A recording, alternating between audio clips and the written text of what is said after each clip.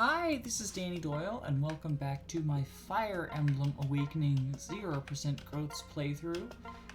Because you haven't been seeing stat gain due to,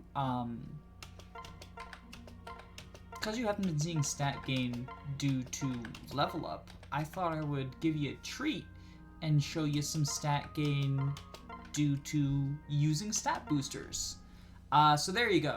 I just pumped all of the Renown Reward stat boosters other than the Spirit Dust, and I haven't done the Secret Book and Goddess Icons. I'm not sure if I care about them. Like, obviously, the skill and luck being the worst stats are, like, true, but it's a little bit overrated in terms of, like, they're not useless. But this game has forging, and you can get pretty fucking expensive forges. So I might want to sell them. I don't know. Another unit is getting a stat booster as well. I believe Killer Bow is C, and Blessed Bow is C. Longbow he can't use. Parthia, Slackbow, Glassbow. Inez's bow is B. I don't think the tiny bit of bow rank that I'm missing out on by giving Gregor Arm Scroll now matters, especially because it does get him to A swords, so he can use, do I have any A swords currently? Mercurius. He can use Mercurius if I want him to. It's one of the Renown rewards. But I think giving him access to Killer Bow so he's no longer just like stuck on bronze and then it would be iron is good. Gregor's going to be the killer weapon guy. Yeah, those are the store. Those are the stat like things going on. Frederick getting close to being able to turn into a wyvern if I want him to. Other than that, like, Anna is 2 levels away from promotion, and she's probably going to get them in the next couple of maps. And Cherche is, I really want to get Cherche to 10 so that I can, like, just have Deliverer dip out and become a Wyvern Lord. But yeah, that's where I'm at right now. Oh, and the nice thing about Deliverer is it stacks with the movement boost that like Bow Knight and Great Knight and Thief give. They give +1 movement when they're paired up. So she'll get +3 total by pairing up with someone due to Deliverer. So it's pretty fucking degenerate. Anyway, that's it for now. Tune back in for a boss kill. Alright, so rather than talk about the introductory stuff separately, we're going to do it all at once because this is a pretty short map, which means, hooray, Rickon is finally getting promoted. The Master Seal that we got during last chapter, we're putting to use on him, which means, surprisingly, he becomes a sage before Anna does. I know. He's got a little chubby cheeks. He still looks like a little boy. Look at those gains. Look at those gains. I did it for the magical pair-up bonuses for that purpose. Who has rescue? Libra has rescue. Good, that's where we want it because Libra has more magic than Rickon does.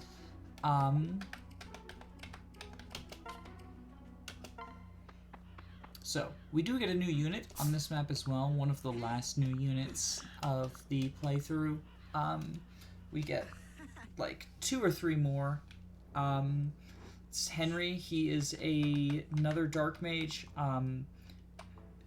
He's also promotion ready. Of note, his stats are not that much better than Tharsha's. Promoted Tharsha has higher stats than Rick, or at least higher magic and speed and defense than Henry. So like promoted Tharsha kind of swole. Henry's whole thing is like he likes puns and he likes murder. Fair enough, I suppose. I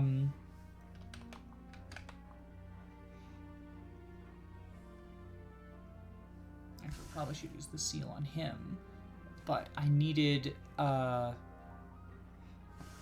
seal for turn 1.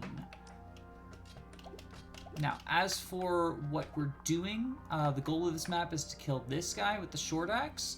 There are a couple of side goals. As per usual, some promoted enemies that drop items, specifically silver axe, silver bow, and well, there's a longbow, but it's not on a promoted enemy, which is weird, because usually it's like there's a promoted enemy in the group and that one drops items. But not so this time around. However, a lot of this is unsafe because of, like, archers and whatnot. We are, in fact, going to, let's see, she can go up to here, so we send Frederick up there. Or actually, can we get to this square? Yeah, and then we go switch, attack, hand axe for the purpose of just like getting some more experience on Cherche. Because she could theoretically fly around. We just want to kill that archer, is what where we're at. But I'm going to be rescuing her away with a magic pair-up boosted Libra. Not rescuing her away, rescuing Olivia away with a magic pair-up boosted Libra. Now, what I could do is one round the boss with like appropriate tonics and forges and whatnot. However, I do think that there is merit in getting the items here, which I can do fairly safely. If I take care of this archer, Cherche isn't in range of any archers.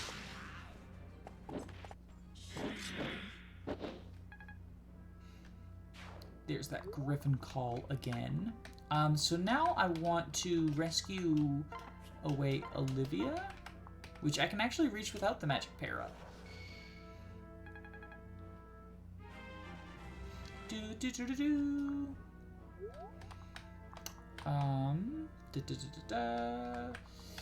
Which means that I can put a magic pair-up on... Actually, can any of you reach? You can't. Okay, so I can put a magic pair-up on Crom in order to attack with the Levin sword, pumping a little bit more experience onto him.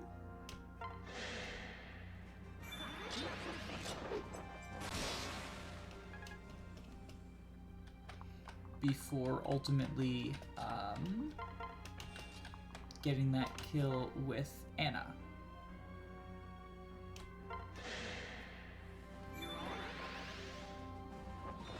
In order to pump some more experience onto her. If I were LTCing this, I would be going for the one turn and just sort of like getting in what I could in terms of like getting a few people chip experience. But considering that I am not, it's also like I would, you know, put Vake up there to rally or whatnot. Whereas like this time I can pair him up with like Cordelia, I guess. In order to get more movement, and I have the dancer down here to like dance someone. Who here? Okay, you have bow, you have bow, you do not. So what we do is we can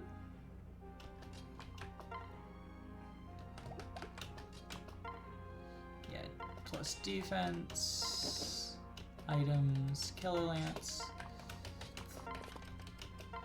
rally. Have you go up there.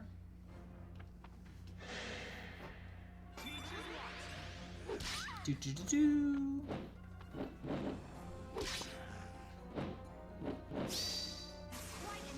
There we go. Have her get a single kill. I don't think anyone else can reach her. And that is why I like to, even when I'm like playing casually at this point, I don't like playing this as anything other than like a 2-turn clear. But I don't like going for the 1-turn because I like funneling a little bit more experience into whoever my training projects are. In particular, in a growth setting, that makes sense. But here it does too, because like getting people to promotion, getting people to skill benchmarks, like experience management is surprisingly important for a 0% growth run. in terms of like Awakening, where you wouldn't necessarily expect it to be.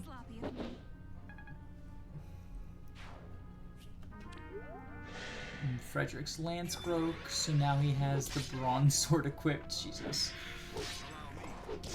Still, you know, better than nothing.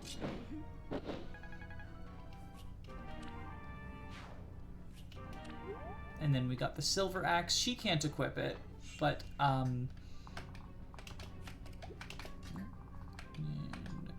doesn't quite reach, but with a dance, I do.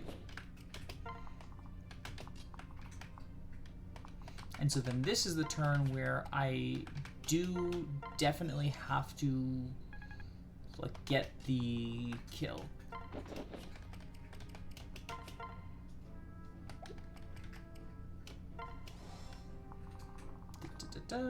Because I like Olivia's in range of a bunch of archers and gonna fucking die.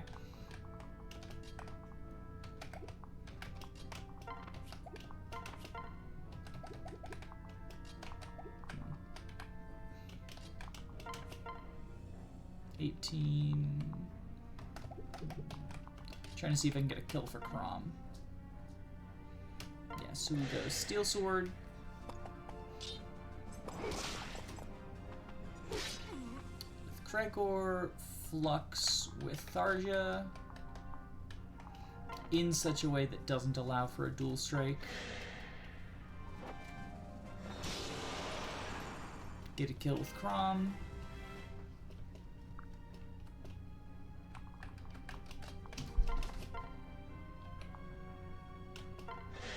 Hit him with the rapier.